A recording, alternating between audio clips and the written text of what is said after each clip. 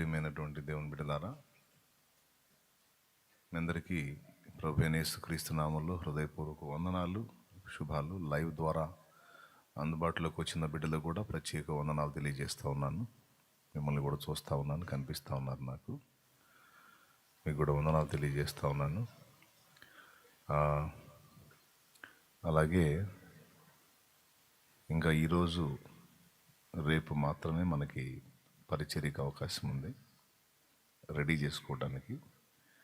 మంగళవారం ఉదయం నుంచి ప్రేయర్స్ స్టార్ట్ అవుతాయి, కూటాలు ప్రారంభమవుతాయి. కనుక ఈ ఒక్కరోజు మనం చాలా పని సిద్ధపరచుకోవాల్సి ఉంది. రేపు సాయంత్రం అన్నీ చెక్ చేసుకోవటం, రేపు సాయంత్రం వాక్యోపదేశం చేసేటువంటి బలిపీఠాన్ని ప్రతిష్ఠ చేయటం, అలాగే కొన్ని ప్రదేశాలు తిరిగి ప్రార్థన చేసే ప్రక్రియ రేపు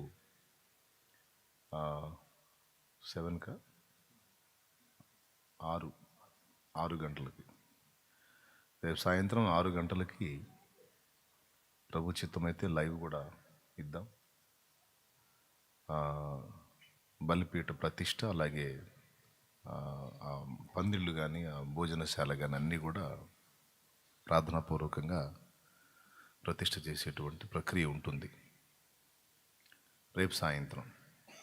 అంటే ఈ ఒక్క పూటే, ఈ ఒక్క రోజు మనకు అవకాశం ఉంది.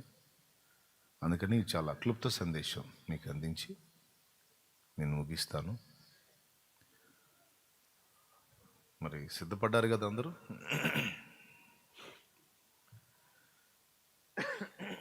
4 రోజులు దేవునితో గడిపేటువంటి అద్భుతమైన అనుభవంలోకి మీరు కూడా వస్తున్నందుకు వందనాలు తెలియజేస్తా ఉన్నాను. దేవునికి మహిమ చెల్లిస్తున్నాను. ఇది నేను అనుకోనని కార్యం, దేవుడు అనుకున్న కార్యం. నేను అనుకోలేదు, ఈసారి అవకాశం లేదని ఫిక్స్ అయిపోయాను, కానీ దేవుడు అవకాశం ఇచ్చాడు. మరి ఇంత పనిగొట్టుకొని జరిగిస్తున్న దేవుడు ఖచ్చితంగా దానికి తగ్గట్టు బలమైన కార్యాలు కూడా చేస్తున్నాడని నేను నమ్ముతున్నాను.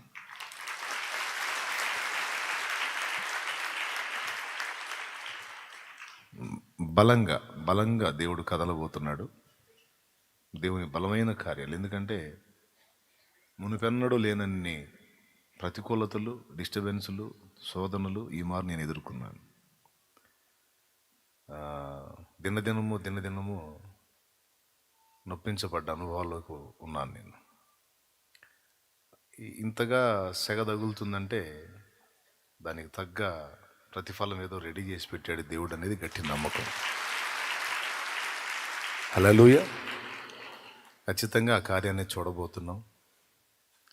ఏర్పాట్లన్నీ పూర్తయ్యాయి. ప్రత్యక్ష గుడారం మీరు చూసారా? మోషే ప్రత్యక్ష గుడారం మీరు చూడలా. ఇప్పుడు ఇజ్రాయెల్ దేశంలో కూడా లేదు. అది మోషే కాలంలో ఉంది. ఆ మోషే కాలంలో ఉన్న ప్రత్యక్ష గుడారంలో, ప్రత్యక్ష గుడారం మొదలుకొని అందులో ఉన్న 7 ఉపకరణాలు కూడా యేసునే సూచిస్తున్నాయి. బలిపీఠం, యేసు చిందిన రక్తము చూపిస్తుంది, యేసు బలియాగాన్ని సూచిస్తుంది బలిపీఠం. ఇత్తడి గంగాళం యేసు అనుగ్రహించే శుద్ధీకరణ చూపిస్తుంది. ఇత్తడి గంగాళం మనకు శుద్ధీకరణ ఎవరిస్తారు? మనల్ని శుద్ధి చేసేవాడు ఎవరు? మనకు జీవజలం ఎవరు? యేసే. అక్కడ ఇత్తడి గంగాళం కూడా ఆయన్నే సూచిస్తుంది. లోపలికి వెళితే సన్నిధి రొట్టెల బల్ల, మీరు గమనిస్తున్నారా? స్క్రీన్ మీద కనపడుతుంది. స్క్రీన్లో ప్రత్యక్ష గుడారం అసలు ఎలా ఉంటుందో మీకు చూపించాలని ఆ సెట్టింగ్ ఏర్పాటు చేశాను దేవుని కృపలో. అది మొత్తం రెడీ అయింది. ఆ గుడారం, ప్రత్యక్ష గుడారం చుట్టుపక్కల లేవీలు అలాగే ఇశ్రాయేలీల గుడారాలు ఉంటాయి చుట్టూ. ఆ గుడారాలు కూడా కొద్దిపాటి ఏర్పాటు చేశాం ఈసారి. ఇవన్నీ కూడా మీరు చూడవచ్చు. అది ఈరోజు ఫైనల్ అవుతుంది. ఇంకా కంప్లీట్ కాల. ఆవరణంలో బలిపీఠం, ఇత్తడి గంగాళం అవి పెట్టాలి, ఇంకా కొన్ని పనులు చేయాలి. అవన్నీ కూడా మీరు చూడవచ్చు. అసలు ఈ 14-15 రోజుల్లో ఈ పనులు అవుతాయా లేదో అని డౌట్ పడుతుంటే అంత పెద్ద పని కూడా దేవుడు జరిగించాడు.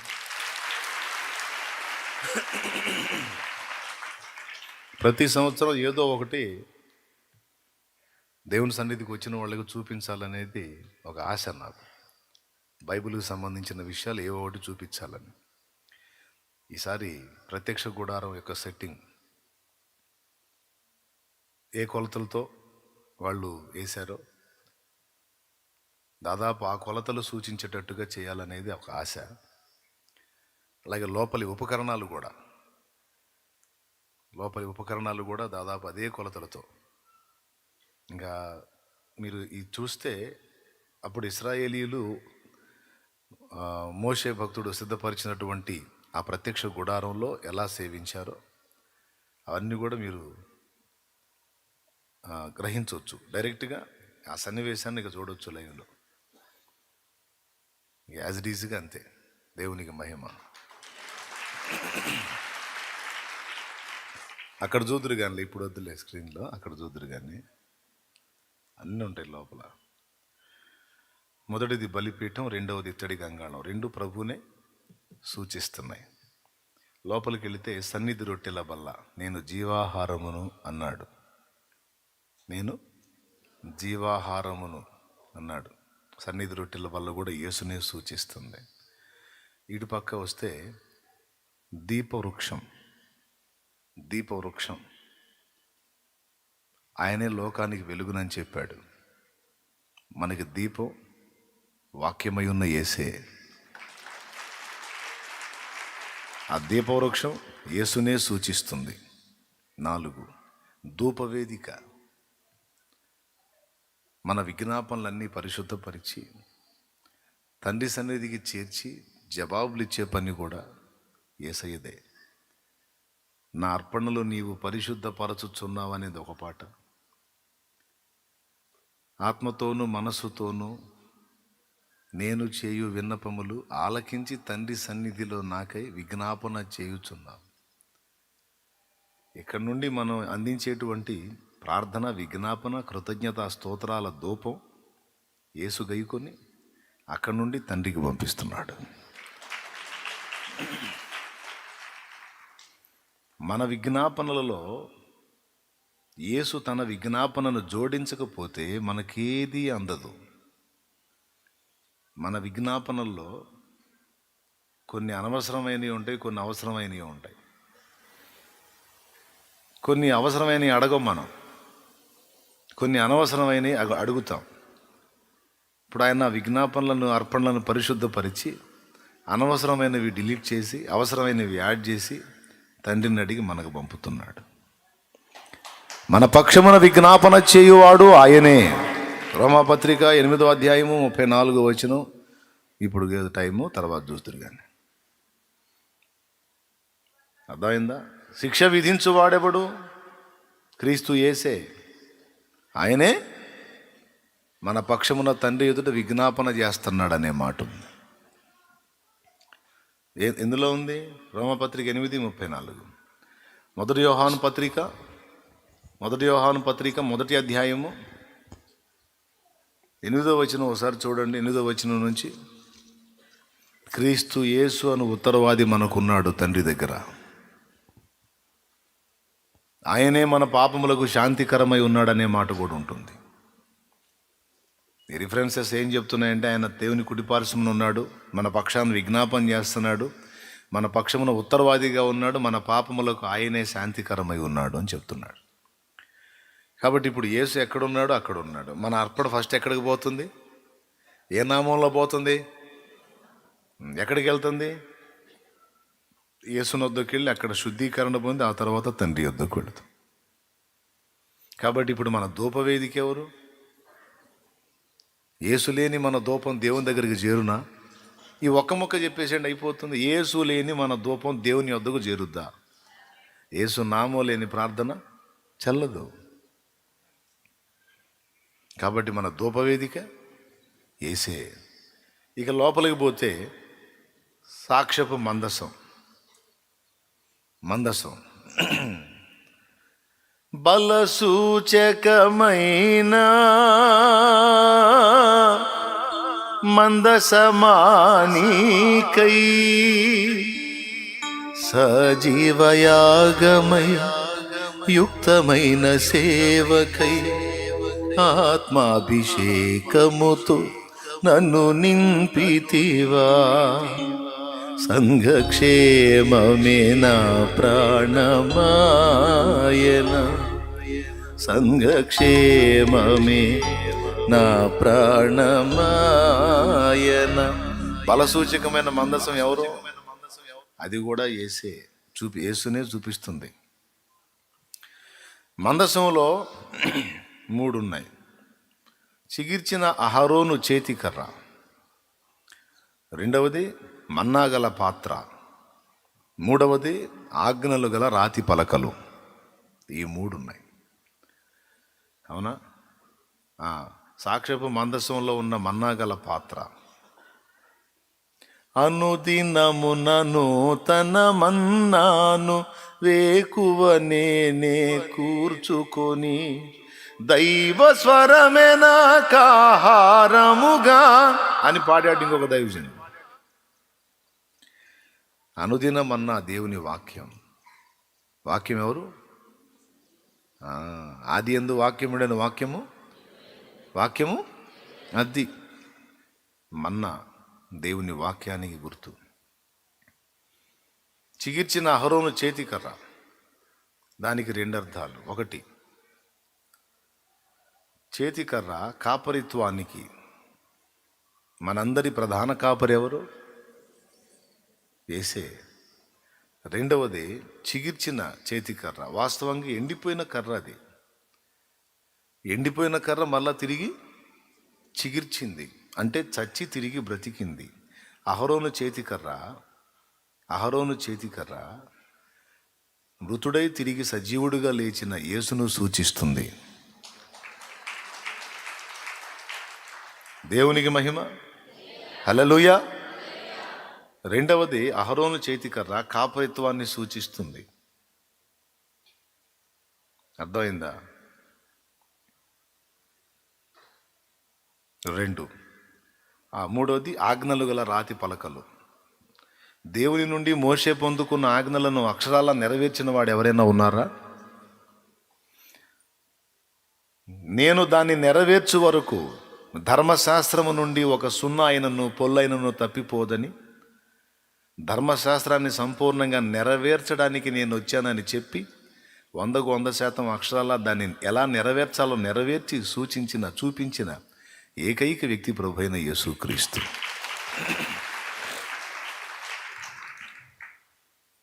అర్థమైందా? దేవుని ఆజ్ఞలు, దేవుని వాక్కు, ఆ ఆజ్ఞలు కూడా యేసునే సూచిస్తున్నాయి. వాటి నెరవేర్పాయనే. ఓకే, ఇప్పుడు చెప్పండి. చిగిర్చిన అహరోను చేతికర్ర, మన్నా, ఆజ్ఞలు, ఈ 3 ఎందులో ఉన్నాయి? రైట్.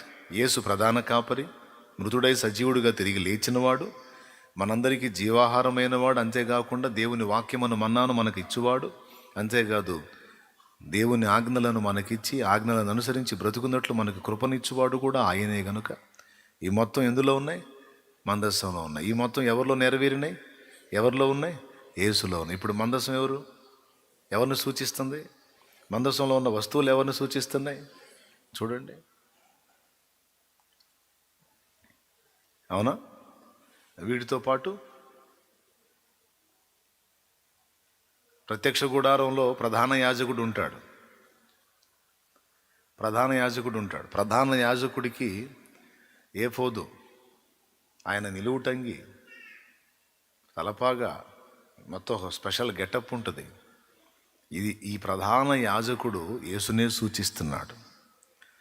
ఆ ప్రధాన యాజకుడు ఏటేటా రక్తబలులు, మేకల యొక్కయు, గొర్రెల యొక్కయు, పశువుల యొక్కయు, ఎడ్ల యొక్కయు రక్తం తీసుకొని వెళ్ళి దేవుని సన్నిధిని మన పాపములకు ఏటేటా ఎవ్రీ ఇయర్ ప్రాయశ్చిత్తం చేస్తాడు.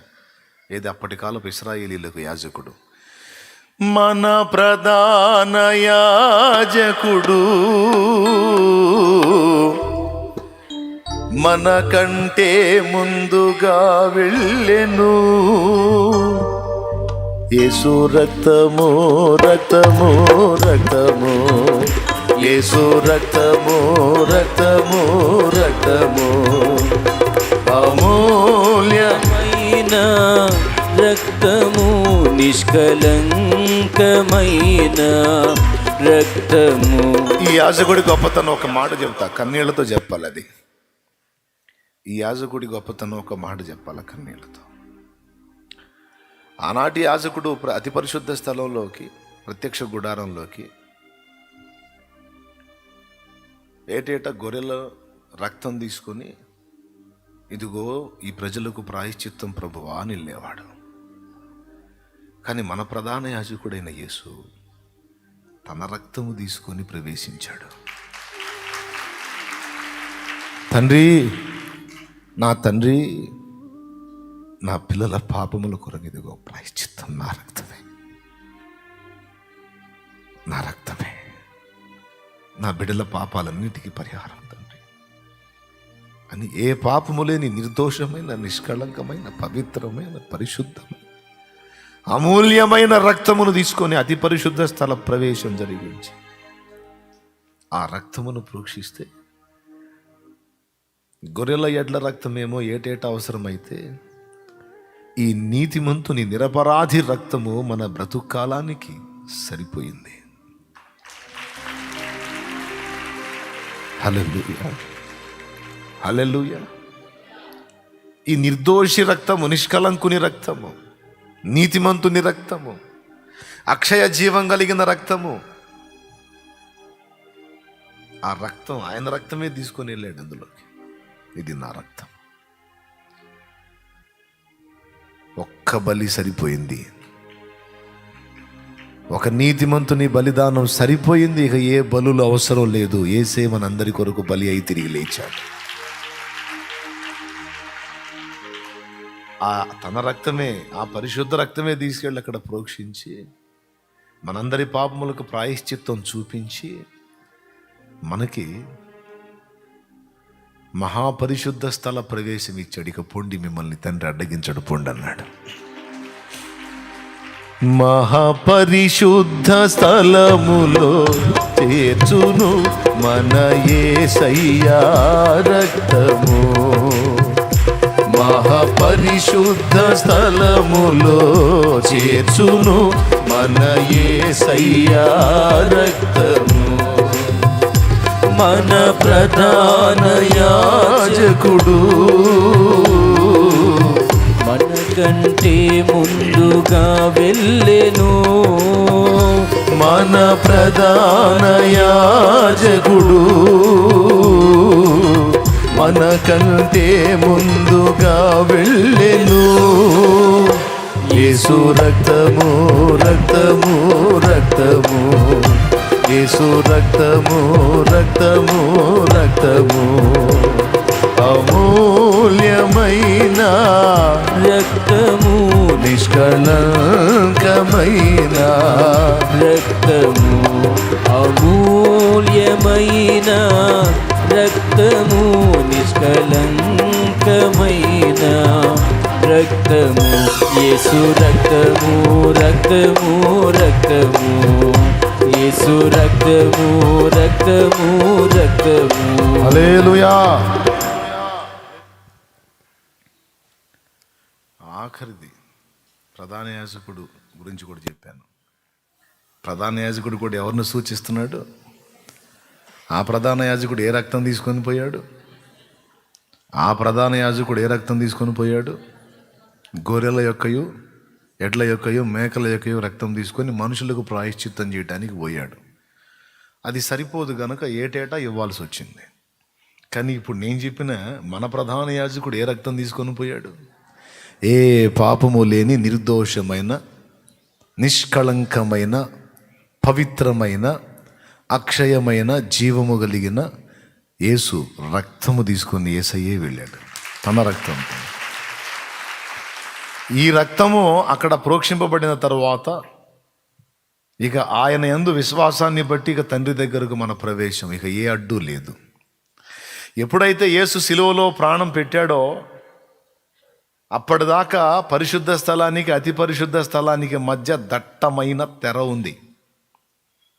దళసరి తెర, సామాన్యంగా తెగదు అది. అంత దళసరిగా ఉంటుంది, అది దట్టంగా ఉంటుంది. ఎప్పుడైతే సమాప్తమైనదని యేసు సిలువలో ప్రాణం పెట్టాడో ఈ దేవాలయపు తెర పైనుంచి కిందికి రెండుగా చీలిపోయింది. ఎంత క్లియర్గా ఉందో చూడండి, ఒకదానికొకటి లింకు. అక్కడ దేవాలయపు తెర చినగటానికి, అక్కడ సిలువలో ఆయన ప్రాణం పెట్టడానికి లింక్ ఏంటంటే, అప్పటిదాకా మానవునికి దేవునికి మధ్య ఉన్న పాపము అనే అడ్డు తెర ఏదైతే ఉందో దానికి సమాధానం చెప్పడానికి అదిగో సిలువలో బలియాగం జరిగింది కనుక మానవ జాతికి నాకు మధ్య ఉన్న ఈ అడ్డు తెర ఏదైతే ఉందో, పాపము, దోషము, శాపము, ఈ అపవిత్రత ఏదైతే ఉందో మొత్తము చీల్చివేయబడింది, తొలగించబడింది. పిల్లరారా ఇక రండి నా దగ్గరకు అన్నాడు. మీ పాపముల కొరకు అదుగో ఆయన శాంతికరమై ఉన్నాడు. అదుగో ఆయన ఉత్తరం చెల్లించాడు, ఆయన జవాబు చెప్పాడు.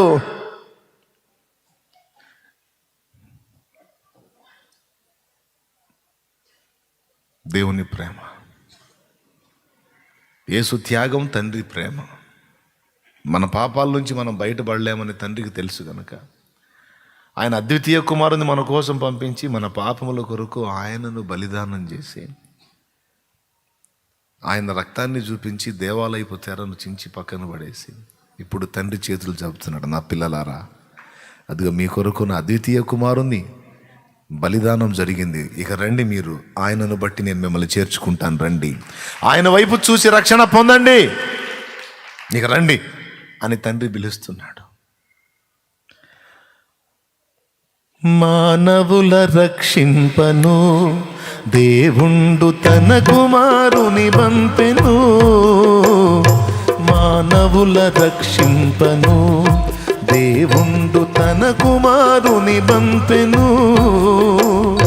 మన శరీరము దాల్చెను ఆ ప్రభువు మన పాపముకు దూరుడే, మన శరీరము దాల్చెను ఆ ప్రభువు మన పాపముకు దూరుడే.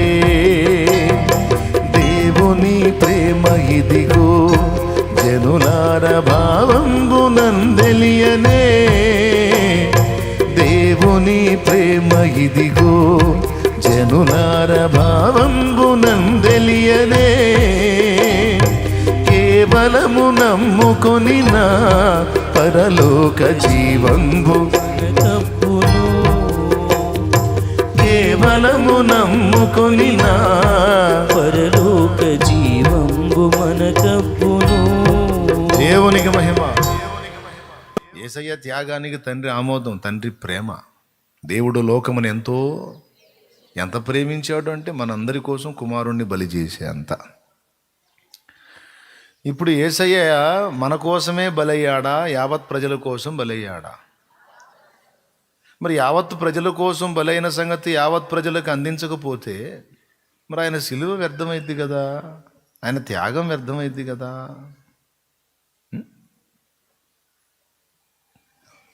ఈ మధ్యకాలంలో ఓ తల్లి సాక్ష్యం విన్నాను నేను.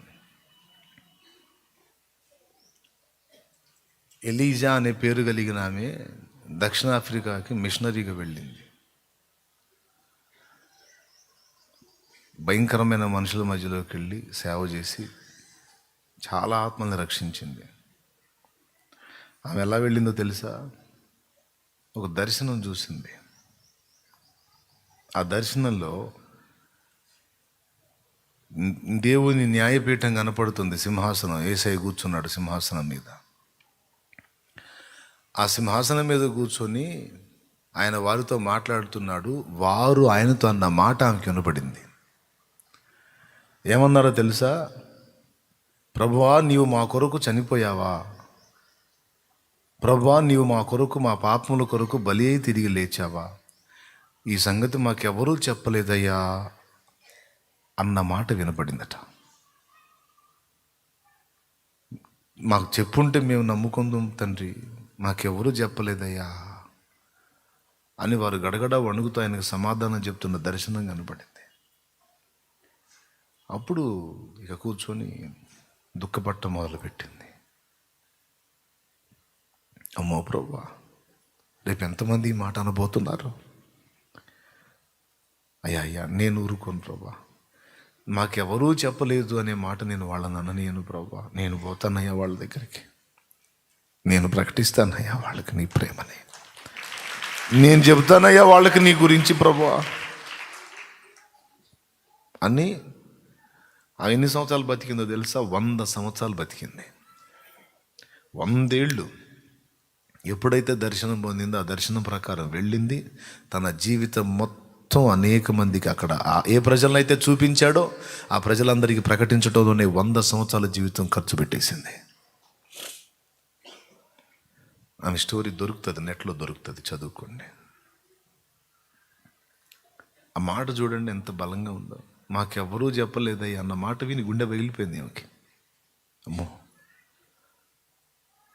ఈరోజు మన బాధ్యత ఎంత ఉందో చూడండి. పరలోకం నుండి ఎవరికైనా ఏదైనా అనుగ్రహింపబడకపోతే ఎవరు ఏదీ పొందరని యోహాన్ అన్నాడు.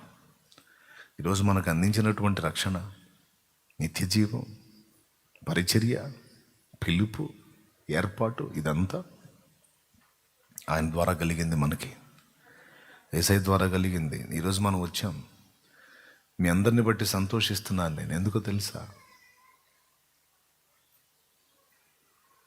నాతో కలిసి ఈ సువార్త పరిచర్యలో, నశించిపోతున్న ఆత్మను రక్షించే పరిచర్యలో నాతో కలిసి సేవ చేయటం మాత్రమే కాకుండా అనేకులకు ప్రకటించువారుగా మీరు ఉన్నందుకు నేను సంతోషిస్తున్నాను.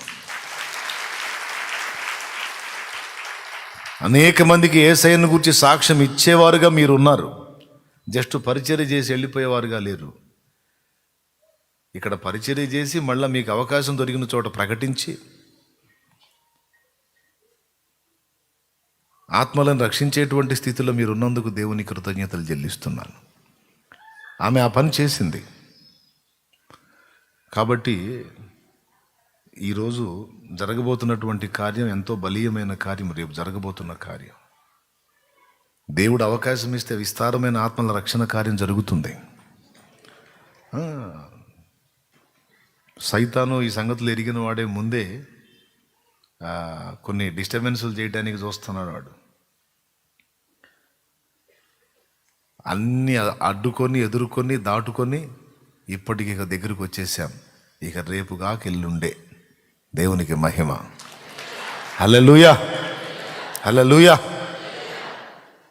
విచిత్రం ఏంటంటే వాడు అడ్డు తగిలే కొంది ఎక్కువ అవుతుంది దేవుని కార్యం.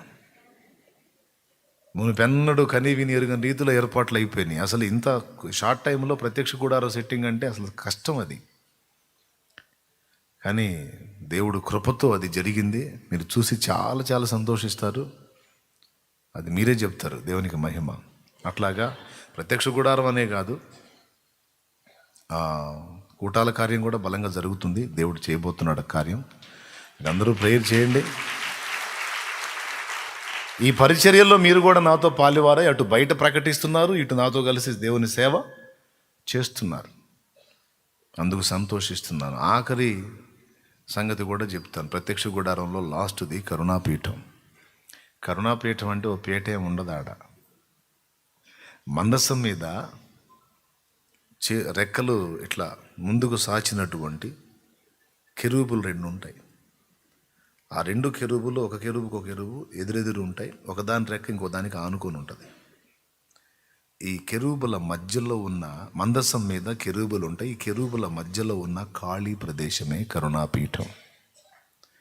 అక్కడ నేను ప్రత్యక్షమవుతాను అంటాడు.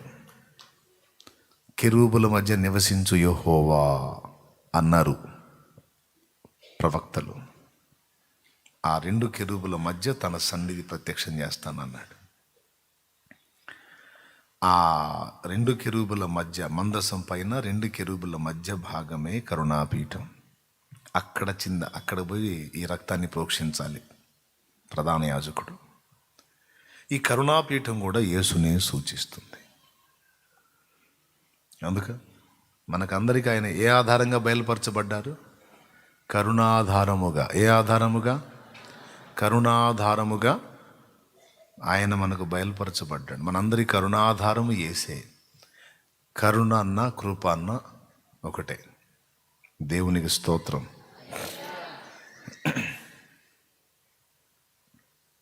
కృప, కృపాధారము నీ కృపా నిధ నీ కృపాధారమా? కృపాధారమేగా. మీరు వెనకబడి ఉన్నారు. కృపాధారము నీవేగా చాలేము రాజా, నిన్ను సన్మానించెదను. కృపాధారము నీవేగా నా యేసు రాజా, నిన్ను సన్మానించెదను. సన్నుతించెదను దయాళుడవు నీవని, యెహోవా నీవే దయాళుడవని నిన్ను సన్నుతించెదను. యెహోవా నీవే దయాళుడవని నిన్ను సన్నుతించెదను. సన్నుతించెదను ఆలుడవు నీవని, సర్వ సత్యములో నన్ను నీవు నడిపి ఆదరించిన పరిశుద్ధాత్ముడా.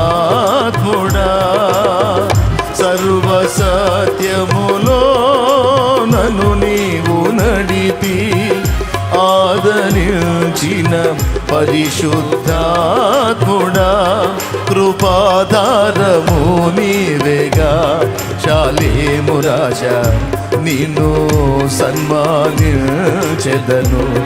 కృపాధారము నీవేగా చాలేము రాజా, నిన్ను సన్మానించెదను. సన్నుతించెదను దయాళుడవు నీవని, యెహోవా నీవే దయాళుడవని నిన్ను సన్నుతించెదను. యెహోవా నీవే దయాళుడవని నిన్ను సన్నుతించెదను. సన్నుతించెదను దయాళుడవు నీవని. హల్లెలూయా. కృపాధారం ఎవరు? కరుణాధారం ఎవరు? కరుణాధారం అన్న కృపాధారం అన్న ఒకటే, ఆయనే. కాబట్టి కరుణాపీఠం కూడా ఎవరిని సూచిస్తుంది? టోటల్గా ప్రత్యక్ష గుడారం, ఇవన్నీ గుడారంలో ఉన్నాయి. ఇప్పుడు ఈ గుడారం ఎవరిని సూచిస్తుంది? దేవునికి స్తోత్రం. అదండి ప్రత్యక్ష గుడారాన్ని కూర్చున్న వివరణ, క్లుప్త వివరణ అంతా యేసునే సూచిస్తున్నాయి. వెలుగు ఎక్కడుంది? అందులోనే. రక్త ప్రోక్షణ ఎక్కడుంది? అందులోనే. శుద్ధీకరణ ఎక్కడుంది? అందులోనే. మందసం ఎక్కడుంది? అందులోనే. ధూపవేదిక ఎక్కడుంది? అందులోనే. సన్నిధి రొట్టెల బల్ల ఎక్కడుంది? అందులోనే. ఇవన్నీ ఎవరిలో ఉన్నాయి? యేసులో ఉన్నాయి. ఇప్పుడు ఈ గుడారం మొత్తం ఎవరికి సూచన కనపడుతుంది? అయిపోలా. ఎవరైనా నన్ను వెదకగోరిన ఎడలా, ఎవరైనా నన్ను వెదకగోరిన ఎడలా, నిర్గమాకాండం ఒక్కసారి తీసుకోండి. దేవునికి స్తోత్రం కలుగును గాక. 33వ అధ్యాయము 7వ వచనం, 33వ అధ్యాయము 7వ వచనం 3వ లైన్. యెహోవాను వెదకిన ప్రతివాడును పాళెమునకు వెలుపలనున్న ఆ ప్రత్యక్షపు గుడారమునకు వెళ్ళుచూ వచ్చెను. చూసారా? యెహోవాను వెతకగోరిన వాడు ఎవరైనా ఉంటే ఎక్కడికి పోవాలి? పాళెం వెలుపలనున్న ఆ గుడారం దగ్గరికి పోవాలి. పరలోక తండ్రిని ఎవడైనా చేరుకోవాలనుకుంటే, ఆయనను కలుసుకోవాలనుకుంటే, ఆయనను వెతకాలి అనుకుంటే యేసు అనే గుడారం దగ్గరికి రావాలి. ఎక్కడికి రావాలి? పెద్దగా చెప్పండి. యేసు అనే ప్రత్యక్ష గుడారం దగ్గరికి రావాలి. అక్కడికి వస్తే అక్కడ తండ్రి కలుస్తాడు. ఎందుకంటే అక్కడ రక్త ప్రోక్షణ ఉంది, శుద్ధీకరణ ఉంది, అన్నీ ఉన్నాయి. కాబట్టి యేసు దగ్గరకు వస్తేనే ఎవరికైనా యెహోవా తండ్రి దొరికేది. ఆశ్చర్యం ఏంటంటే ఈ సంగతి స్వామి వివేకానందుడికి కూడా తెలిసింది. అది మానవ రూపంలో క్రీస్తు మూలంగా మాత్రమే మనం తండ్రిని గాంచగలం అంటాడు ఆయన. పరమపితను మనం తెలుసుకోజాలం, పరమపుత్రుని మాత్రమే తెలుసుకోగలం. మానవ రూపంలో క్రీస్తు మూలంగా మాత్రమే పరమపితను మనం చేరతాం అనే మాట స్పష్టపరిచాడు ఆయన. దేవునికి మహిమ. మానవ రూపంలో క్రీస్తు మూలంగా మాత్రమే బ్రహ్మాన్ని గాంచగలం. అంటే అసలు కర్తను తెలుసుకోగలం. క్రీస్తు మూలంగా మాత్రమే అంటే ఇంకా లేదు ఛాన్స్ ఎవరి వల్ల. కాబట్టి యేసు దగ్గరికి రావాలి. నన్ను ఎవరైనా వెతకగోరితే ఎక్కడికి రమ్మన్నాడు? ప్రత్యక్ష గుడారం. ఇప్పుడు ప్రత్యక్ష గుడారం అంతా ఎవరిని సూచిస్తుంది? యేసు లేకుండా తండ్రి దగ్గరికి నేనే మార్గమును. దేవునికి మహిమ కలుగును. హల్లెలూయా. ఇదండి సంగతి. ఇప్పుడు ఈ మ్యాటర్ మీకు అందించా కదా. ఇప్పుడు మీరు ప్రత్యక్ష గుడారంలోకి వెళితే అడుగడుగున మీకు యేసే కనపడతాడు. ఇక హల్లెలూయా. ఎవరు కనపడతారు? ఇక ప్రతి పాత్రలోనూ యేసు కనపడతాడు. తెలియని వాళ్ళకి మీరు చెప్పండి. అక్కడ ఒక నోట్స్ ఇచ్చినట్టు అవుతుంది, మనం ఒక సబ్జెక్ట్ చెప్పినట్టు అవుతుంది. నేను రెఫరెన్స్ అన్నీ తీసి ఎక్కువ చూపించను. దానికి ఒక న్యాయమైన కారణం ఏంటంటే, బైబిల్ క్లాసులో ఆ పని చేయొచ్చు, కానీ క్రొత్తగా వచ్చినవాడు, కాస్త ఎదిగినవాడు, బాగా పరిపూర్ణంగా ఎదిగినవాడు, సేవకుడి స్థాయి వాడు కూర్చొని ఉంటే ఒకే వేదికలో ఒకే ప్రాంతంలో ఈ అందరికీ కలిపి ప్రసంగం చేయాలంటే జస్ట్ టచ్ చేసుకుంటూ వెళ్ళిపోవటమే తప్ప అన్ని తీసి చూపించి మాట్లాడితే కొత్తోడికి అర్థం కాదు. ఏందో 2 ముక్కలు చెబుతున్నాడు, తిప్పండి అంటున్నాడు, చూడండి అంటున్నాడు, తీయండి అంటున్నాడు, ఏం అర్థం కావట్లేదా అంటాడు. అందుకని ఈ సీనియర్ని, జూనియర్ని, సబ్ జూనియర్ని అందరినీ దృష్టిలో పెట్టుకొని ఊరకు జస్ట్ అట్లా టచ్ చేసి వెళ్ళిపోతూ ఉంటాను అన్నమాట. వాక్య పరిజ్ఞానం ఉన్నోడికి నేను చెప్పిన ఎందులో ఉన్నాయి అర్థమైద్ది, నిద్రమోహండికి అర్థం కాదు. అర్థమైందా? ఏనేంది బైబిల్లో లేని సంగతులు చెబుతున్నాడు అనుకుంటాడు. తెపాళ్ళ మొహం వాళ్ళు కొంతమంది ఉన్నారు, వాళ్ళు అనుకుంటారు అన్నమాట నిద్రమోహం వాళ్ళు. వాక్య పరిజ్ఞానం ఉన్నోడు, కాస్త వాక్యం చదివిన అవగాహన ఉన్నోడు, అన్న చెప్పి నీ వచనం అక్కడ టచ్ అవుతుందని గ్రహించుకొని ఆత్మలో ఆనందపడి హృదయంలో సంతోషపడతారు. ఈ నిద్రమోహం వాళ్ళు, ఈ భేషణ మొహం వాళ్ళకి అర్థం కాదు అది. అర్థమైందా? కాబట్టి ఇందుని బట్టి దేవునికి స్తోత్రం. నిద్రమోహం వాళ్ళని బట్టి కాదు, ఆ వివేచన నాకు ఇచ్చినందుకు దేవునికి స్తోత్రం. Okay, right. కాబట్టి మ్యాటర్ మొత్తం సింపుల్గా మీకు ఆకలింపు కలిగించాను. ఇకపోతే ప్రసంగం అయిపోయింది, క్లుప్త ప్రసంగం ఇంకా లేదు. ఇంకెంతకు మించిన ప్రసంగం ఏసే మన ప్రసంగాంశం అయిపోయాడు. ఇక ఇంకేం కావాలి? ఇకపోతే ఎడికి పోతే, కూటాలకు పోతే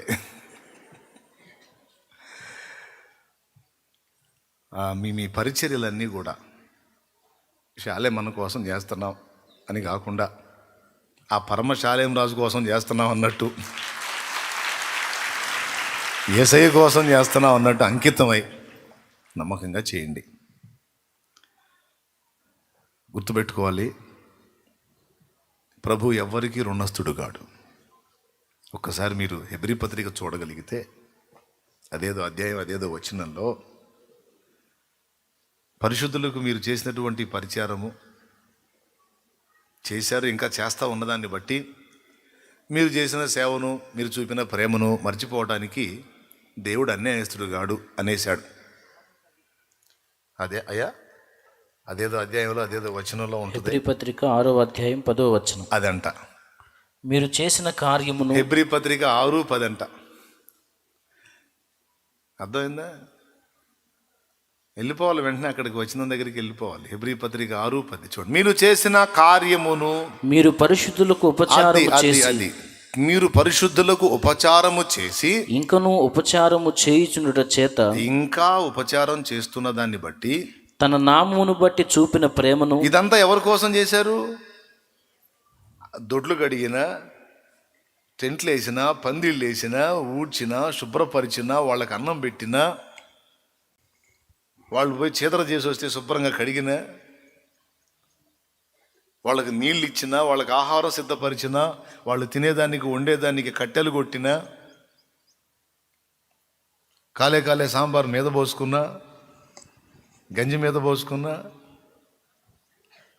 ఇదంతా ఎవరికి ఉపచారం? పరిశుద్ధులకు. ఎవరి నామాన్ని బట్టి చేసిన ఉపచారం? యేసును బట్టి. మీరు ఉపచారం చేశారు, ఇంకా చేస్తా ఉన్నారు గనుక తన నామమును బట్టి చూపిన ప్రేమను మరచుటకు దేవుడు అన్యాయస్తుడు కాదు. ఈ ఒక్క మాట గుర్తుపెట్టుకో. ఆయన నామం కోసం, ఆయన పిల్లల ఆ అక్కర కోసం నీవు చేస్తున్న త్యాగం, నువ్వు పడుతున్న ప్రయాస దేవుడు మర్చిపోడు. గుర్తుపెట్టుకో. అంటే మర్చిపోతే ఆయన ఏమవుతాడని చెబుతున్నాడు? పెద్దగా చెప్పండి. నీ త్యాగమును మర్చిపోతే, పరిశుద్ధులకు నువ్వు చేసిన ఉపచారం మర్చిపోతే, ఆయన నామాన్ని బట్టి పరిశుద్ధులకు నీవు చూపిన ప్రేమను, ప్రజలకు నీవు చూపిన ప్రేమను మర్చిపోతే ఆయన అన్యాయస్తుడు అవుతాడు. మర్చిపోవటానికి ఆయన అన్యాయస్తుడు కాడు అనేశాడు. ఇంకేం చెప్పమంటావు? నీకు చెప్పు. నువ్వు పొయ్యిసెగ నుండి పడ్డ కష్టం మర్చిపోడు. నువ్వు బాత్రూమ్ దగ్గర ఉండి పడ్డ కష్టం మర్చిపోడు. నీవు నీళ్లు మోసిన కష్టం మర్చిపోడు. నువ్వు గుడారాలకు తాళ్ళు కట్టింది మర్చిపోడు. నువ్వు కట్టెలు బాతింది మర్చిపోడు. నువ్వు లైట్ వేసింది మర్చిపోడు. నువ్వు జనరేటర్ వేసింది మర్చిపోడు. నీకున్న వస్తువులు తీసుకొచ్చి ఆ పరిచర్యలో వాడింది మర్చిపోడు. నీవు నీ కలిగిన సమృద్ధిలో నుండి, నీ కష్టార్జితంలో నుండి నీవు సంపాదించిన ధనము ఆ పరిచర్య కొరకు వెచ్చిస్తే దానిని మర్చిపోడు. ఆ పరిచర్య కోసం నీవు కార్చిన చెమట చుక్కల్ని మర్చిపోడు, రక్తపు చుక్కల్ని మర్చిపోడు. నీవు పడిన ప్రయాస, నువ్వు చేసిన చేతుల కష్టం, ఒకవేళ నువ్వు అక్కడ తిరుగుతుంటే ఒక ముళ్ళు గుచ్చుకొని ఒక రక్తపు చుక్క నీకు వస్తే ఆ చుక్కను కూడా మర్చిపోడు ఆయన. ఆయన పరిచర్యలో ఆ ముళ్ళు గుచ్చుకొని నువ్వు పొందిన బాధను మర్చిపోడు ఆయన. నువ్వు అక్కడ దేవుని నామం నిమిత్తం వెచ్చించిన టైం మర్చిపోడు ఆయన. మిగిలిన వాళ్ళు లోకానుసారమైన వ్యవహారాల్లో మునిగి తేలుతూ ఉంటే, నువ్వు పరిశుద్ధుల కొరకు యేసు నామమును బట్టి చేసిన ఉపచారము, అక్కడ స్పెండ్ చేసిన టైం, నువ్వు రాత్రులు మేలుకుంటే నువ్వు మేలుకుని నిద్రలు గాసినది మర్చిపోడు ఆయన. నువ్వు పగళ్ళు నీ టైం అంతా ఎంత చాకిరీ చేసావో, ఎంత వెచ్చించావో మర్చిపోడు ఆయన. మర్చిపోతే ఏమవుతాడు? నీ చేత అన్యాయస్తుడు అనిపించుకుంటాడా? పెద్దగా చెప్పు. మరచిపోడు. అలాగని దేవుడు ఏదో ఒకటి మనకు చేయాలా అని చేద్దామా? చెయ్యకపోని నేను ఆయనను ప్రేమిస్తున్నాను. ఆయన చేయకపోని అనేది ఏంది? ఏం చేయలేదా? ఏం చేయాలి? ప్రాణమే పెడితే. ఇంకా ఆయన చేసేది ఏందన్నా? నా కోసము ఆయన విలువైన పరిశుద్ధ పవిత్ర రక్తం మొత్తాన్ని నేలను ధారపోసాడే, ఇంకేం చేయాలా? ఆయన చేసిన దానికి నేను ఏం చేయగలను? నేను కూడా ఆయన కోసం ప్రాణం పెట్టేదా? నేను కూడా ఆయన కోసం రక్తం గార్చేదా? నా రక్తం గారితే న్యాయమే. అది పాపిష్టి రక్తం, పాపాలు చేసిన రక్తం, అది గారటం న్యాయమే. ఏ పాపం లేని పరిశుద్ధుడే ఆ పవిత్ర రక్తాన్ని గార్చాడే నా కోసం. ఆయన కోసం నా రక్తాన్ని చిందిస్తే మాత్రం ఆయనకి సాటి అయిద్దా? సమం అయిద్దా? హల్లెలూయా, హల్లెలూయా. కాబట్టి నేను ఏది చేసినా ఆయన ప్రేమను ఎరుగున్నాను గనుక ఆయన్ని ప్రేమిస్తున్నాను. నేను ఆయన్ని స్పెషల్గా ప్రేమించటం కాదు, ముందటనే ఆయన నన్ను ప్రేమించున్నాడని నేను తెలుసుకున్నాను కనుక నేను ఆయన్ని ప్రేమించడం న్యాయం.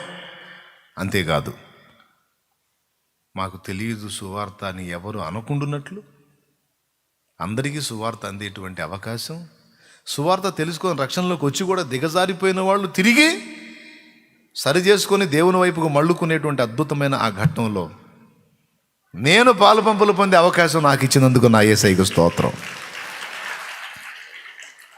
అని పరిగెత్తుకు పరిచర్య చేసేసేయాలి. నువ్వు ఏది వెచ్చించినా, నీకు వాహనాలు ఉన్నాయా? చక్కగా వాడొచ్చు. విద్యుత్ పరికరాలు ఉన్నాయా? వాడొచ్చు.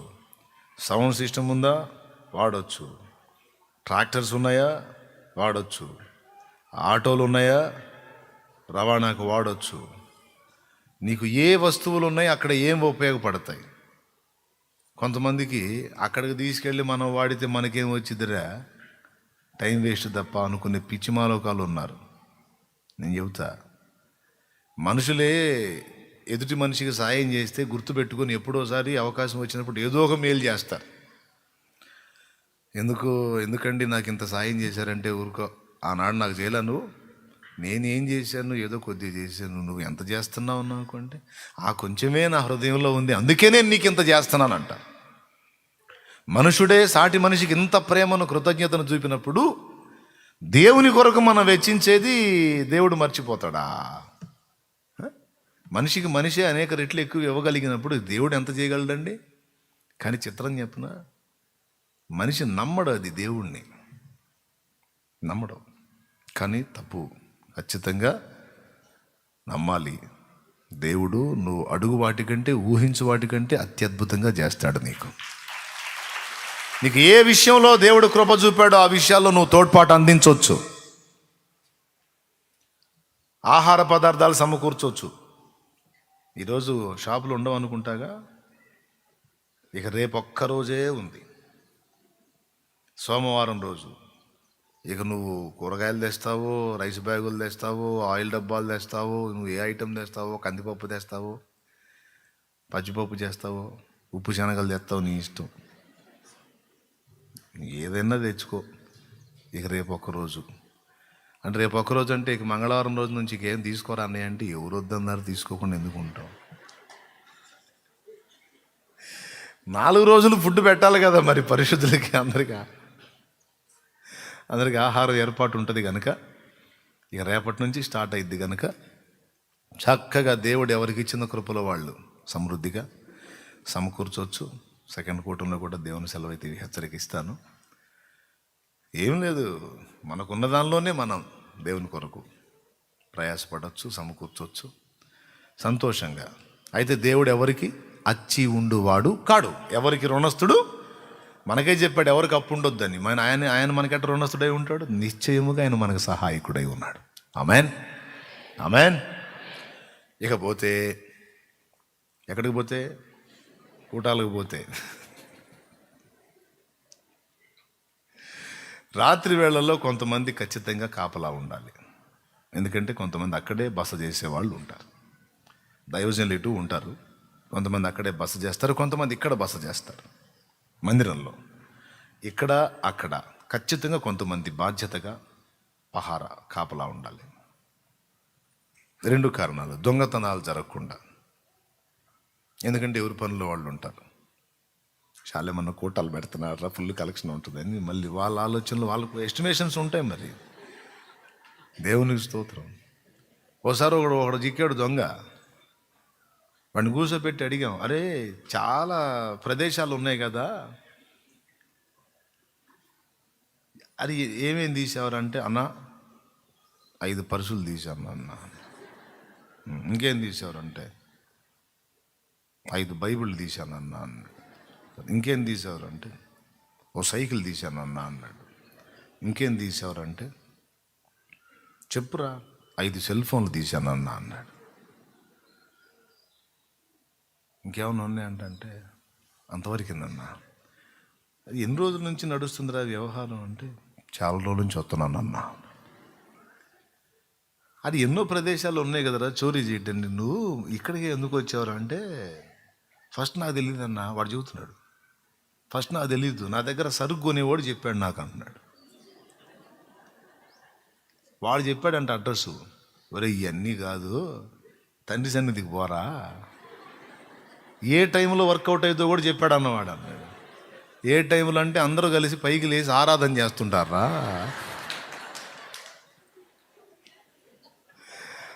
కళ్ళు తెరిస్తే శాలేమని ఊరుకోడు, కళ్ళు తెరిస్తే శాలేమని ఊరుకోడు, అందరి చేత కళ్ళు మూపిస్తాడు. అప్పుడు అసలు నేను ఎవడు పట్టించుకోడు. ఫుల్గా వర్కౌట్ అవుతుంది అంటే మరి నిజంగానే అట్లా జరిగిందంటే మరి జరగబట్టే కదా ఇన్ని తీసింది నేను అన్నాడు. నాకు నవ్వాలో వాడిని తన్నాలో ఏం అర్థం కాక వాడిని ఏం చేయకుండా ప్రార్థన చేసి పంపించా. మరి ఏం చేయమంట?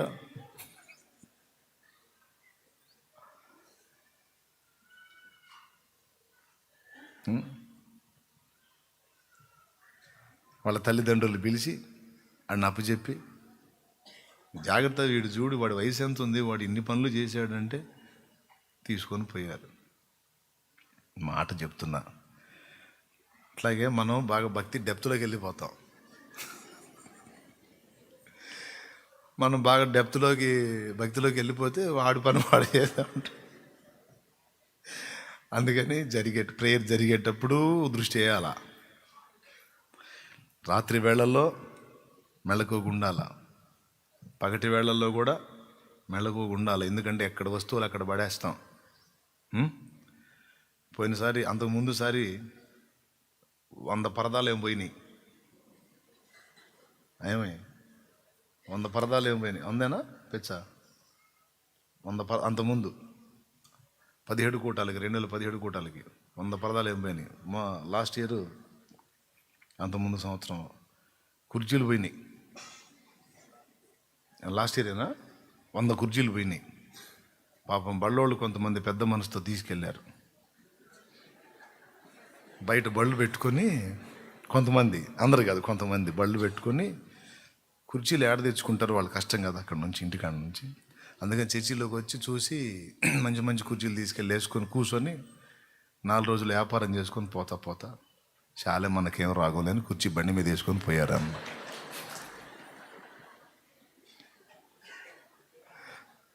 లెక్క చూసుకుంటే 100 కుర్చీలు పోయింది. ఏమండి, కుర్చీ 300 లెక్క ఏంటి? ఇక తక్కువలో తక్కువ 300 ఏంటి? 100 కుర్చీలు 100 మూళ్ళు ఎన్ని వేలు? ఏడ తేవాలండి, జాలు ఉండొద్దు వాళ్ళకి. దేవునికి స్తోత్రం కలుగును. కాబట్టి బళ్ళోళ్ళు కుర్చీ అని వస్తే కర్ర తీసుకొని నిలబడండి. కొట్టొద్దులే కానీ చూడండి అని చూపించండి, బెత్తం చూపించండి, ఏం పద్దాకలని తెచ్చుకోండి. మరి అది కుర్చీ తెచ్చుకోండి అని చెప్పండి, తెచ్చుకుంటారు. దేవునికి స్తోత్రం. గుర్తుపెట్టుకోవాలి, విశ్వాసులు కూడా ఇక ఈసారి పరిచారకులు కావాల్సిందే. దేవునికి మహిమ. ఏం కావాలి? విశ్వాసులు కూడా పరిచారకులు కావాల్సిందే. ఎందుకంటే అంతమంది ప్రజలు గ్యాదర్ అవుతారు అక్కడ. నాకెందుకు లేని వచ్చి బైబిల్ సంఖ్యలో పెట్టుకొని న్యాయం కాదు అది. కూటంలో కూర్చున్నాను, కూటం అయిపోయింది, ఇక పోతున్నానని పోవటం న్యాయం కాదు. నేను ఏదన్నా చేసేది ఉందేమో అని వెతుక్కొని ఏదన్నా అంత పనన్నా చేసి వెళ్ళాలా అనే ఆశ కలిగి ఉండండి. ఆ దీవెన అనేది ఎలా ఉంటుందో నీకు అర్థమైంది, చూద్దువు కానీ భవిష్యత్తులో. హల్లెలూయా. వచ్చేవాళ్ళు కూడా ఇక ఏమాత్రం డౌట్ లేకుండా, తడవ చేయకుండా సమయం కేటాయించండి, కలవండి. దేవుని సన్నిధి 4 days మనం అనుభవించబోతున్నాం అద్భుతంగా. మరి ఇంతే సంగతులు. ఇంకేం చెప్పాలి? జాగ్రత్తలు. ప్రయాణాల్లో వెళ్ళేటప్పుడు జాగ్రత్తగా వెళ్ళాల. మీరు ఆడకి ఎడకి తిరుగుతూ ఉంటారు, నాకు తెలుసు ఆడే ఉండరు, ఆడకి ఎడకి తిరుగుతూ ఉంటారు. అక్కడ ఒక 50 బాత్రూములు రెడీ చేయించాను, వాష్రూములు. ఇక్కడ ఒక 40 ఉన్నాయి. 40 తెచ్చున్నాయా? 40 పైన ఉన్నాయి, 45 దాకా ఉన్నాయి.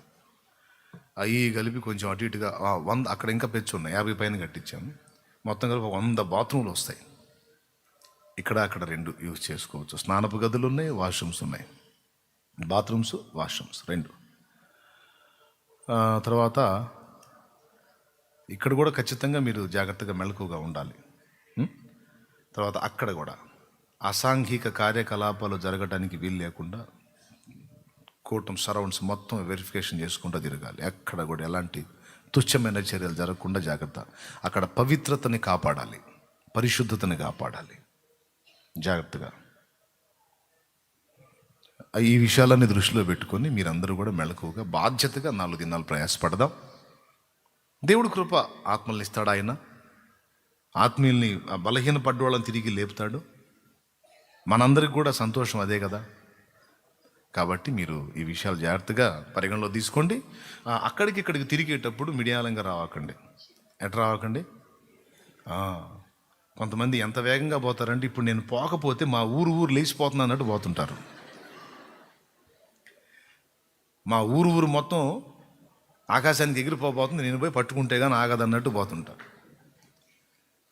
పోయి అంతసేటు పోయేవాడు ఏమైనా హెల్మెట్ పెట్టుకుంటాడంటే, అసలు నేను కింద పడ్డా నాకు దెబ్బ తగలదుగా, అసలు ఇది ఇనపగుండు అన్నట్టు పోతుంటాడు. ఓవర్ యాక్షన్ చేయొద్దు. జాగ్రత్తగా హెల్మెట్ పెట్టుకోండి. ఒకవేళ హెల్మెట్ లేదనుకో, అలా హెల్మెట్ పెట్టుకోండి, ఇది మర్యాద. హెల్మెట్ లేనోడు చిన్నగా పోవాలా.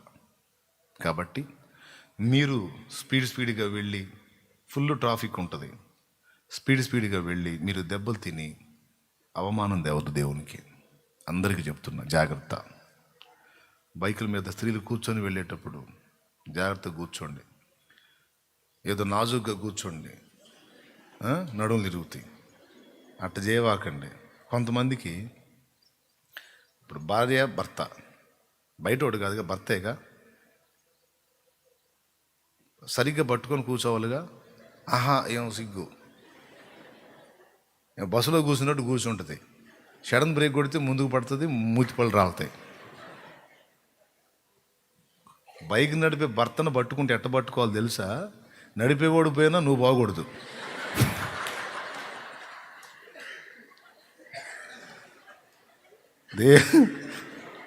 రెండో పెళ్ళికి అవకాశం ఇవ్వద్దు అతనికి. దేవునికి స్తోత్రం కలుగునుగా. అలే రే, నన్ను కాజేసి ఇంకో పెళ్లి చేసు, నిన్ను వదలను రోయ్ అన్నట్టు పట్టుకోవాలి. ఇటు పక్క చేయి అటు చుట్టేసి పట్టుకోవాలి, ఇటు చొక్కా కూడా పట్టుకోవాలి.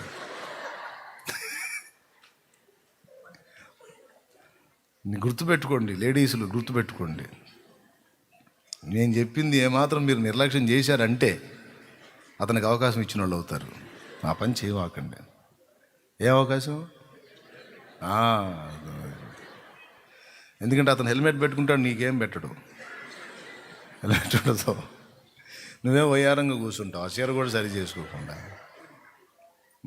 పాప ఆయన అంటాడు ఏదో పై మాట, పట్టుకోమ్మాయి గట్టిగా పట్టుకో అని. పట్టుకున్నా లేపా అంటాడు.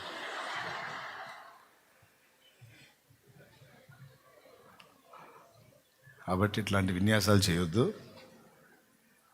చేస్తుంటారు విన్యాసాలు చేసేదని, నా దగ్గరకు వస్తుంటుంది కబురు, ఫలానా ముందుకు పడ్డదంట, మూతి బయలుదంట, ముక్కు బయలుదంట నా దగ్గరకు. నేనేం చేసేది? చిన్న దెబ్బలు అయితే పోయి నేను కూడా ఒకటి బీగుదాం అనిపించింది నాకు. కాబట్టి ఇట్లాంటివి చేయొద్దు. ఎట్లా పట్టుకోవాలి?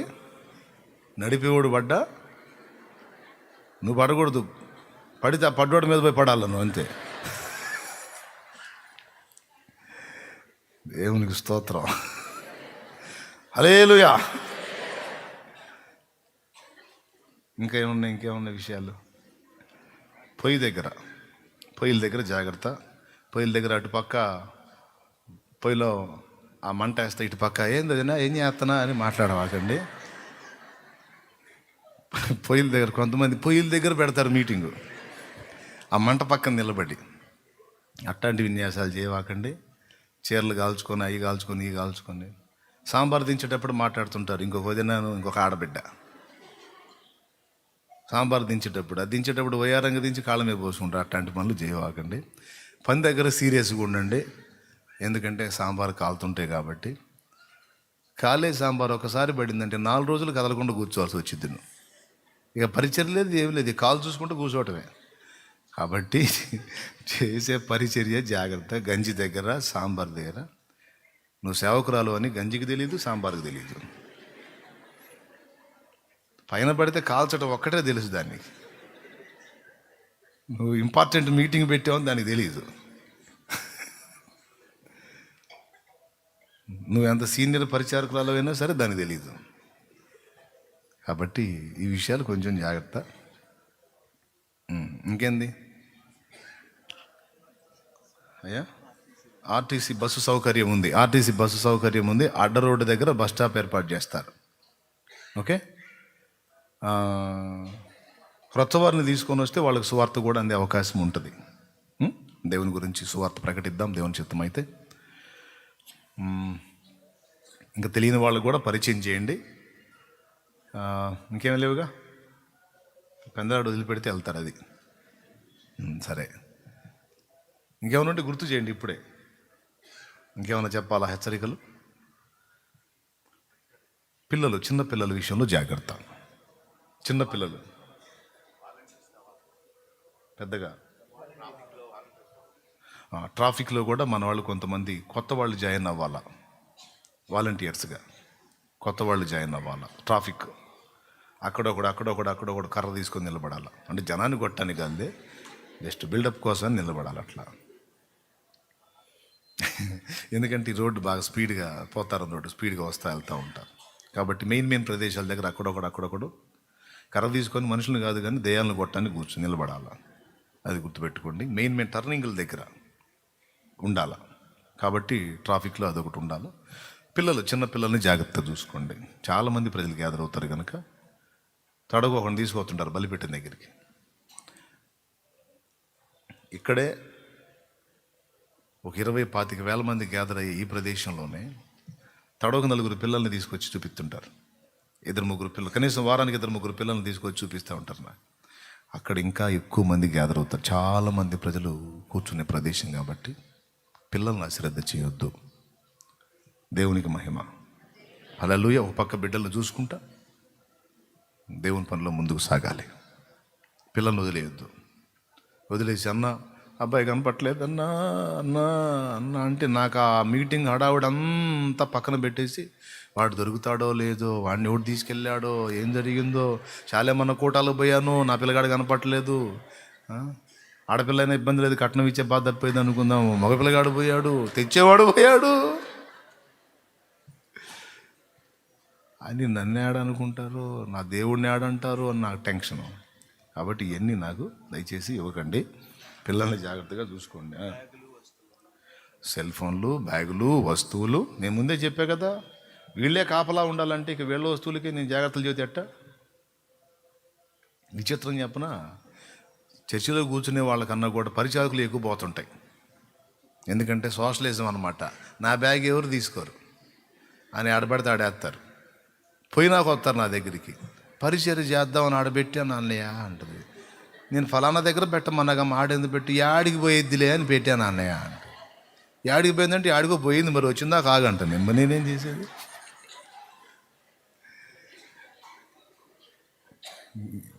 యాడికి పోయిద్దిలే అని పెట్టి యాడికో పోయింది, వచ్చింది ఆగు. ఆ సెల్ ఫోన్లో అన్నీ ఉండేవి అన్నయ్య, అన్నీ అందులో ఎందుకు పెట్టావమ్మా అంటాను నేను. దేవునికి స్తోత్రం కలుగునుగా. హల్లెలూయా. ఇకపోతే కొత్త ప్రింట్ వచ్చింది, మహోన్నతుని మనోహర గీతాలు కొత్త ప్రింట్ వచ్చింది. దీన్ని కూడా పరిచయం చేయండి. నేను పాడే పాటలు దాదాపు చాలా పాటలు ఇందులో ఉంటాయి. కొంతమంది అడిగారు, అన్న మీరు పాడుతున్నారు, ఆ పాటలు ఏడుండే దొరకట్లేదన్నా అని. అందుకని ఒక పుస్తకం లాగా అన్నీ ఇందులో ఏర్పాటు చేయడం జరిగింది. అవన్నీ మీకు అందుబాటులో ఉన్నాయి. ఈసారి మరో 4 పాటలు కూడా దేవుడు రెడీ చేశాడు. ఆయన చిత్తం అయితే వస్తాయి, ఇవి కూడా అందుబాటులోకి. Okay, total happy. దేవునికి స్తోత్రం. దీన్ని కూడా తెలియని వాళ్ళు పరిచయం చేయొచ్చు, వాళ్ళు పాడుకోవడానికి అవకాశం ఉంటుంది. బిజినెస్ కోసం కాదు, శాలేమన్న పాటలు, అన్న పాడే పాటలు, నేను దేవుడు నాకు ఇచ్చిన పాటలు ఒక పుస్తకం ఉంది. భక్తుల పాటలు సేకరించిన పాటలు కొన్ని ఉన్నాయి. అవన్నీ ఇందులో దొరుకుతాయి. నా నోట నుండి పలికే ప్రతి పాట ఇందులో దొరికింది. దేవునికి స్తోత్రం. అది ఇంకేమన్నా మీరు చెప్పేమన్నా ఉంటే గుర్తు చేయండి. చెప్పు.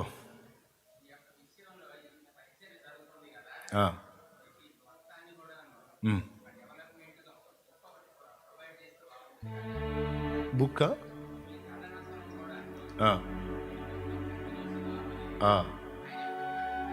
అవును, ఆమేన్. పుస్తకం అంటే పరిచర్యలా? ఓహోహోహో,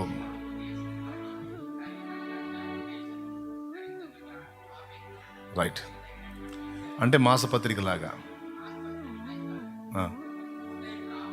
మొత్తం టోటల్ మన పరిచర్య విధానం అంతా. బా, దేవునికి స్తోత్రం. మంచి ఆలోచన. Very good, very good, very good, very good, very good.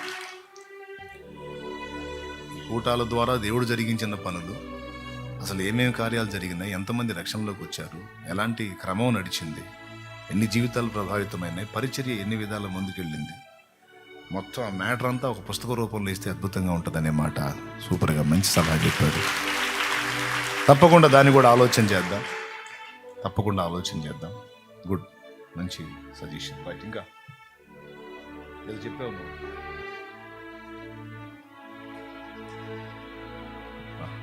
దాదాపు అన్నీ అది కూడా ఆలోచన చేద్దాం తప్పకుండా, దేవుని చిత్తం అయితే. విత్ ఫొటోస్ కూడా మెన్షన్ చేసి ఒక బుక్ని రెడీ చేద్దాం. ఇంకా పరిచర్యకు సంబంధించిన విషయాలు ఇంకేమైనా ఉంటే నాకు గుర్తు చేయండి.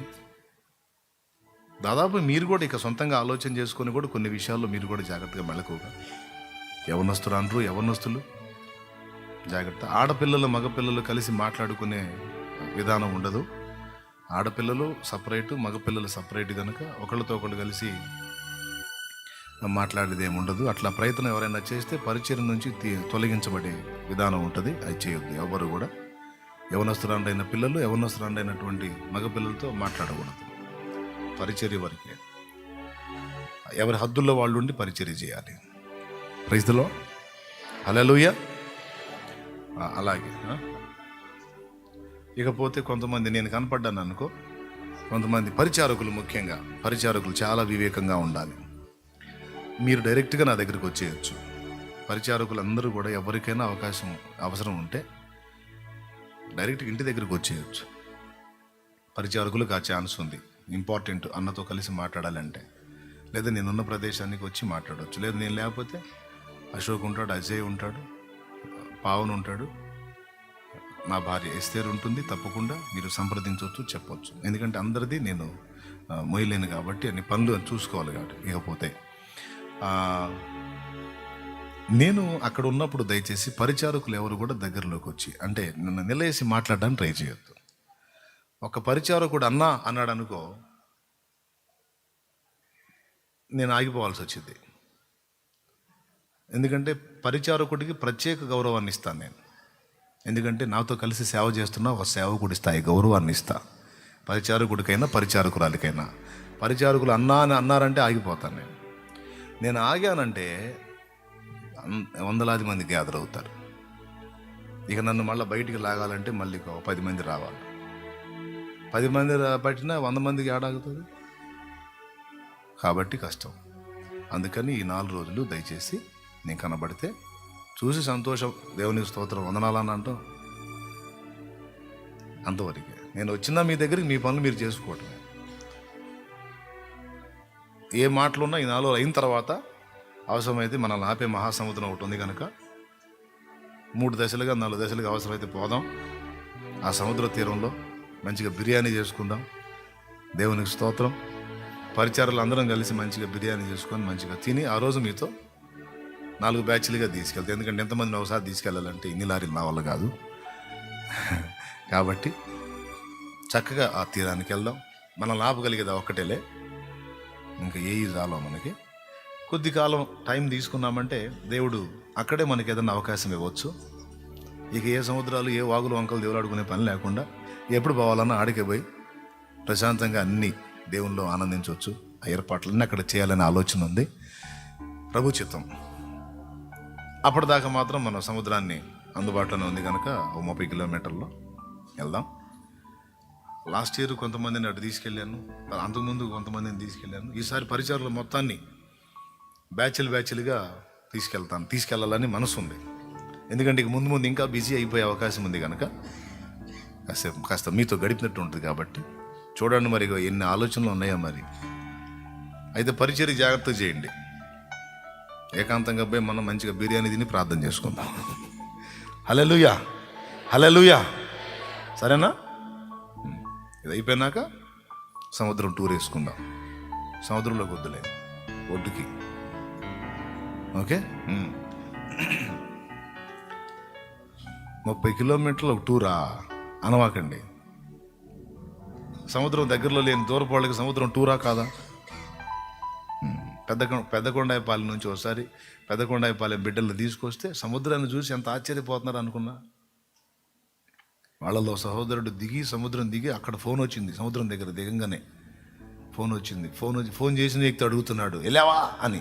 అంటే అతను చూడలా సముద్రాన్ని, ఇతను చూశాడు. ఏది? నాతో వచ్చి దిగాడు. ఇప్పుడే దిగానా అన్నాడు. చూసావా సముద్రం ముందే ఉండా అంటున్నాడు. ఎంత ఉంది అంటున్నాడు. అంతేందు 100 ఎకరాలు ఉంటుంది అయితే అంటున్నాడు. అబ్బో, నాకు మామూలు లేదు. 100 ఎకరాల, వేలు లక్షలు కోట్లని కూడా చెప్పలేవు, అంత పెద్దది సముద్రం. కానీ వాళ్ళకి ఎంత ఆనందమో బిడ్డలకి. చూసి మురిసిపోయాను నేను. నాకు అదే ఇష్టం. కష్టపడి దేవుని పని చేయాలి,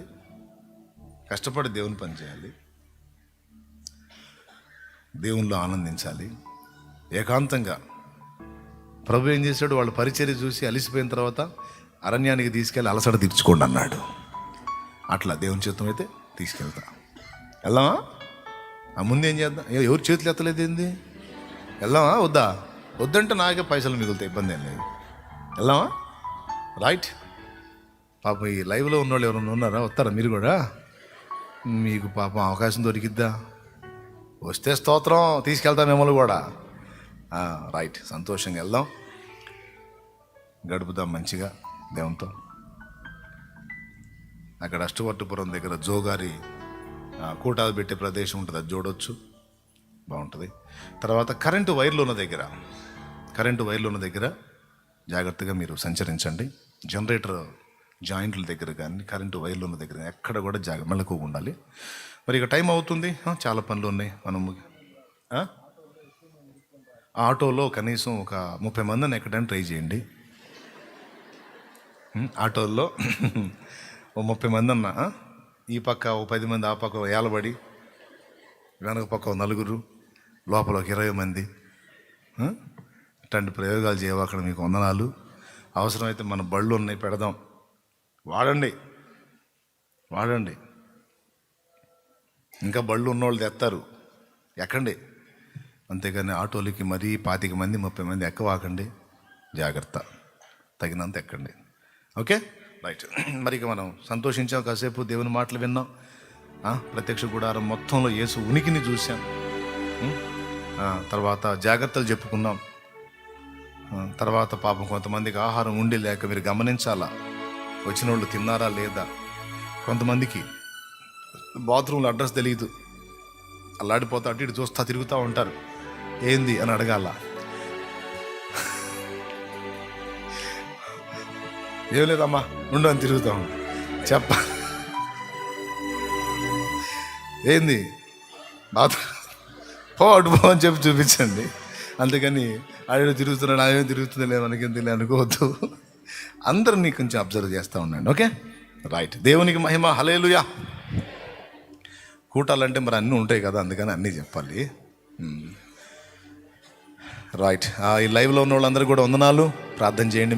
మీకు దేవుడు అవకాశం ఇస్తాడు, తప్పకుండా వెసులుబాటు ఇస్తాడు. ఖచ్చితంగా పాల్గొనండి. దేవుని సన్నిధి ప్రత్యక్షంగా అనుభవించటం వేరు, లైవ్లో అనుభవించడం వేరు. లైవ్లో చూసే చాలామంది ఎంతో ఆనందిస్తూ ఉంటారు. ఇక ముఖాముఖి ఉంటే ఇంకెంత సంతోషంగా ఉంటుంది.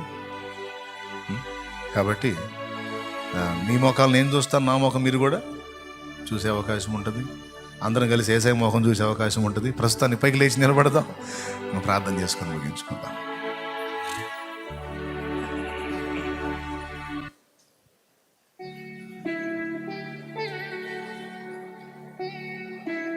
ఏదో ఆ చరణం మళ్ళీ ఒకసారి పాడుకుందామా? నీ కృప నాకు చాలుందనే చివరి చరణం. జగదుత్పత్తికి, శృతి అది కాదు, కొంచెం పైన పట్టు. జగదుత్పత్తికి ముందుగానే ఏర్పరచుకొని నన్ను పిలచితివా.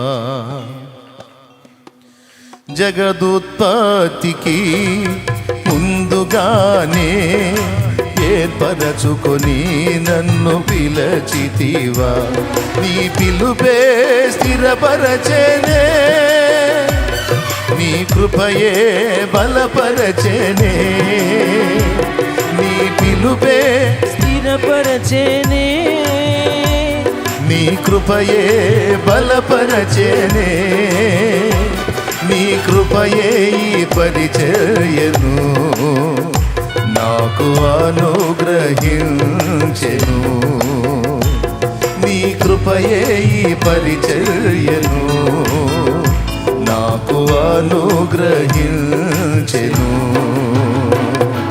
నీ కృప నాకు చాలును, నీ కృప లేనిదే బ్రతుకలేను, నీ కృప నాకు చాలును, నీ కృప లేనిదే బ్రతుకలేను, నీ కృప లేనిదే బ్రతుకలేను, నీ కృప లేనిదే బ్రతుకలేను, నీ కృపయే ఈ పరిచర్యను పాడో నాకు నీకు ఇచ్చిన పరిచర్య, నీ కృపయే ఈ పరిచర్యను నాకు అనుగ్రహించెను. ఇంకొకసారి, నీ కృపయే ఈ పరిచర్యను నాకు అనుగ్రహించెను,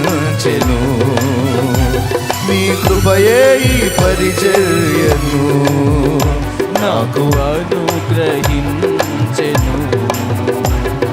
నీ కృప నాకు చాలును పాడో, నీ కృప లేనిదే బ్రతుకలేను, నీ కృప నాకు చాలును, నీ కృప లేనిదే బ్రతుకలేను, నీ కృప లేనిదే బ్రతుకలేను, నీ కృప లేనిదే బ్రతుకలేను, నీ కృప లేనిదే బ్రతుకలేను. ప్రైజ్ ద లార్డ్, హల్లెలూయా. ప్రార్థన అందరూ తలలోంచి కళ్ళు స్తోత్రం స్తోత్రం స్తోత్రం స్తోత్రం. మహాపరిశుద్ధుడు అయిన తండ్రి, ప్రేమ కలిగిన దేవాని కొందనాలయ్యా. ఉదయకాలపు ఆరాధనలో అయ్యా మీరు మాతో మాట్లాడిన ప్రతి సంగతిని బట్టి కృతజ్ఞతలు చెల్లిస్తున్నాము ప్రభువా. మీరు సిద్ధపరిచిన కోడికలను బట్టి స్తోత్రాలు చెల్లిస్తున్నామయ్యా. ఆశ్చర్య కార్యాలు మీరు జరిగించబోతున్నందుకై వందనాలు, అద్భుత కార్యాలు మీరు జరిగించబోతున్నందుకై స్తోత్రాలు చెల్లిస్తున్నామయ్యా. జరగబోతున్న 4 రోజుల కూటలు ప్రభువా యేసు క్రీస్తు నామములో జయకరముగా జరుగునుగాక నాయన. ప్రతి ఆటంకాలు అవరోధాలు తొలగిపోవునుగాక. ఎక్కడ కూడా సాతాను పని చేయకుండా అయ్యా ఇదిగో వాడిని మీరు పారద్రోలమని ప్రార్థన చేస్తున్నామయ్యా. నీ సన్నిధిని మేమంతా అనుభవించినట్లు సహాయమును దయచేయండి. ఆ ప్రాంగణము చుట్టూ కూడా నీ రక్తాన్ని ప్రోక్షించమని ప్రార్థన చేస్తున్నాం. ఎంతమంది నాయన రక్షణ లేకుండా ప్రాంగణంలో అడుగు పెడుతున్నారో యేసు నామములో వారి మనోనేత్రాలు వెలిగించబడునుగాక ప్రభువా. యేసే నిజమైన దేవుడని గుర్తెరిగి వారి జన్మకర్మ పాపముల నుంచి విడుదల పొంది పరిశుద్ధుల ఎక్కడి నుంచి తిరిగి వెళ్ళడానికి సహాయమును దయచేయండి. ఆత్మీయ జీవితంలో బలహీనపడిపోయి అయా ఇదిగో ఆ కూటాలకు వస్తున్న వారిని జ్ఞాపకం చేసుకొని వారిని ఆత్మీయంగా మీరు బలపరచండి నాయన. కూలిపోయిన ప్రార్థన బలిపీఠాలు తిరిగి కట్టబడినట్లు సహాయమును దయచేయండి. వ్యాధిగ్రస్తులతో వస్తున్న బిడ్డలను జ్ఞాపకం చేసుకోండి. అనేక మంది అనారోగ్యాలతో ఉండి కూటాలకు వస్తే నేను బాగుపడతానని ఆశతో అక్కడ అడుగు పెడుతుండగా యేసు నామములో నీ బిడ్డలకు స్వస్థత కలుగునుగాక, ఆరోగ్యము కలుగునుగాక, విడుదల కలుగునుగాక ప్రభువా. కృపలో భద్రపరచండి. ఈ కార్యాలని నెరవేర్చడానికి ముఖ్యంగా నీ దాసునికి కూడా మంచి ఆరోగ్యాన్ని దయచేయండి అయ్యా. నీ కృపలో భద్రపరచండి నాయన, క్షేమాన్ని దయచేయండి. ప్రజల మార్గాల్లో కూడా మీరు తోడయ్యండి దేవా. మాకు కావలసిన సమస్తాన్ని మీరు అనుగ్రహించండి అయ్యా. ఏ మనుషుని దగ్గర మేము చేయి చాపట్లేదు కానీ నీ పాదాలు పట్టుకుంటున్నాం ప్రభువా. సమృద్ధిని మాకు దయచేయండి. వందనాలు, కృతజ్ఞత స్తోత్రాలు చెల్లిస్తూ పరిచయం చేస్తున్న బిడ్డలకు కూడా తోడైంది ప్రభువా. ప్రతి బిడ్డకి మంచి ఆరోగ్యమును దయచే, ప్రతి పరిచయలు మీరు తోడైండి సహాయమును దయచేయమని వందనాలు. ఈ కూటికలన్నీ కూడా అయిపోయి నీ నామాన్ని మయంపరుచుకునే కృప, నీకు కృతజ్ఞతలు చెల్లించే ధన్యత మా అందరికీ దయచేయమని వందనాలు చెల్లిస్తూ యేసుక్రీస్తు నామములో నీ ప్రార్థించి స్తుతించి స్తోత్రాలు చెల్లిస్తున్నాము తండ్రి, ఆమేన్. మన తండ్రి అయిన దేవుని ప్రేమ, కుమారుడైన యేసుక్రీస్తు వారి కృప, పరిశుద్ధాత్మ దేవుని అన్యున్న సహవాసము, సన్నిధి, సమాధానం సమకూడిన మనకు సకల పరిశుద్ధులకు పరిచయం చేస్తున్న ప్రతి బిడ్డకి సదాకాలము తోడయుండి నడిపించునుగాక. ఆమేన్. ప్రభేసు రక్తమునకే జయం, ప్రభేసు రక్తమునకే జయం, ప్రభేసు నామమునకు సంపూర్ణ విజయము కలుగునుగాక. అపవాది కార్యాలకు అనంత నాశనము కలుగునుగాక. తండ్రి దేవుని కార్యాలకు ఎల్లప్పుడూ జయము కలుగునుగాక. ఆమేన్. హల్లెలూయా. అందరం గట్టిగా చెప్దాం, హల్లెలూయా, హల్లెలూయా, హల్లెలూయా. ప్రభు స్తోత్రాలు. మీ అందరికీ హృదయపూర్వకమైన వందనాలు.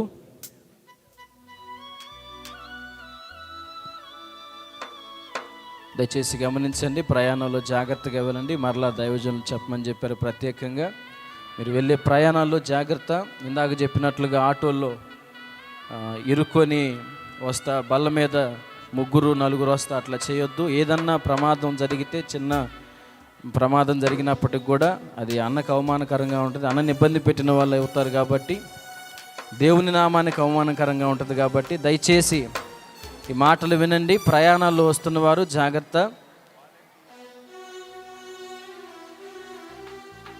మీరు ఎలా వెళ్ళాలి, ఎలా ప్రయాణం చేయాలి, మీరు ఎట్లా నడుచుకోవాలని అన్ని విషయాలు మీకు పరిచారకులు చెప్తారు. ఆ ప్రకారం మీరు నడుచుకోవాలని చెప్పండి. ఆర్టీసీ బస్ స్టాండ్లో బస్సులు ఉంటాయి, నేరుగా తండ్రి సన్నిధి కూటాల దగ్గరికి వెళ్తాయి. అలానే అడ్డ road centre, Kalyani centre, hotel centre అని కూడా అంటారు, అక్కడ కూడా బస్సులు ఏర్పాటు చేయబడటం జరుగుతుంది. కాబట్టి విషయాలు గమనించి సహకరించండి. ప్రేరాయలు తెచ్చిన వారి కోసం ప్రార్థన చేస్తాను. మీరు ఏకీభవించండి. మీరున్న స్థలాల్లోనే ఉండి మీ కొరకు ప్రార్థన చేస్తాను. ప్రేమ పరిశుద్ధుడైన దేవానికి వందనాలు. ఇంతవరకు నీ సన్నిధిలో ఆరాధి